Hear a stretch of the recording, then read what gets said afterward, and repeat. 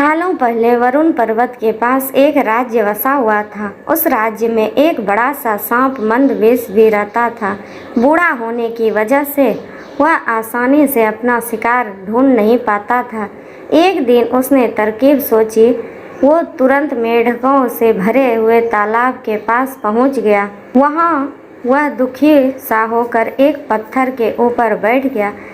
तभी पास के पत्थर पर बैठे एक मेढक ने उसे देखा। उस मेढक ने थोड़ी देर बाद सांप के से पूछा, चाचा क्या बात है, आज आप खाने की तलाश नहीं कर रहे हैं, अपने लिए भोजन नहीं जुटाएंगे?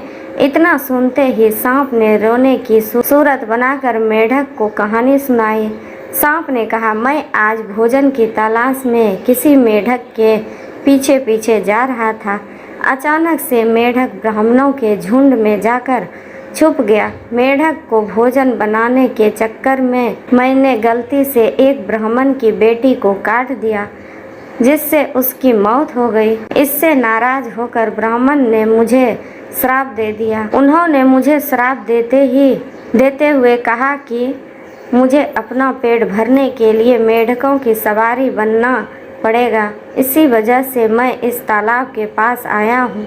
यह बात सुनते ही वह मेढक तुरंत तालाब के अंदर गया और अपने राजा को सारी बातें बताई। राजा कहानी सुनकर हैरान हुआ। पहले तो उसे बिल्कुल भी यकीन नहीं हुआ, लेकिन कुछ देर सोच विचार करने के बाद मेढकों का राजा जलपाक तालाब से बाहर निकलकर एकदम कूदते हुए सांप के फन पर बैठ गया। राजा को ऐसा करते हुए देखकर अन्य मेढकों ने भी ऐसा ही किया। सांप समझ गया था कि मेढक अभी मेरी परीक्षा ले रहा है। सांप भी बिना विचलित हुए आराम से सबको अपने फन पर कूदने दे रहा था और उन्हें घुमा रहा था।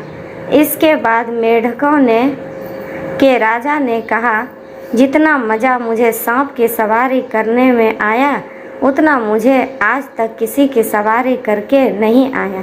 मेढकों का भरोसा जीतने के बाद अब धीरे धीरे सांप रोज मेढकों की सवारी बनने लगा।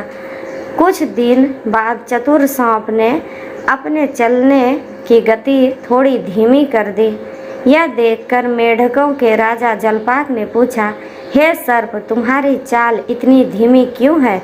इसके जवाब में सांप ने कहा, एक तो मैं बूढ़ा हूँ और ब्राह्मण के श्राप की वजह से बहुत दिनों से भूखा भी हूँ। इसी वजह से मेरी गति कम हो गई है। इतना सुनते ही राजा ने कहा, तुम छोटे छोटे मेढकों को खा लो। यह सुनकर मन ही मन सांप बहुत प्रसन्न हुआ। उसने कहा, राजन, मुझे ब्राह्मण का श्राप है, मैं मेढक खा नहीं सकता हूँ, लेकिन अगर आप कहते हैं तो मैं खा लेता हूँ। ऐसा करते करते वह रोज़ छोटे छोटे मेढक खाने लगा और वह तंदुरुस्त हो गया। अब सांप को रोज़ बिना किसी मेहनत के खाना मिल रहा था। सांप काफ़ी प्रसन्न था। मेढक सांप की चाल अब तक नहीं समझ पाए थे। मेढक के राजा को भी इस सांप की साजिश की भनक नहीं लगी। होते होते एक दिन सांप ने मेढक के राजा जलपाक को भी खा लिया और तालाब में रहने वाले सारे मेढकों के वंश का नाश कर दिया। कहानी किसी भी शत्रु की बात का जल्दी से भरोसा नहीं करना चाहिए। इससे खुद की और अपने लोगों की हानि होना निश्चित है। थैंक यू दोस्तों, धन्यवाद।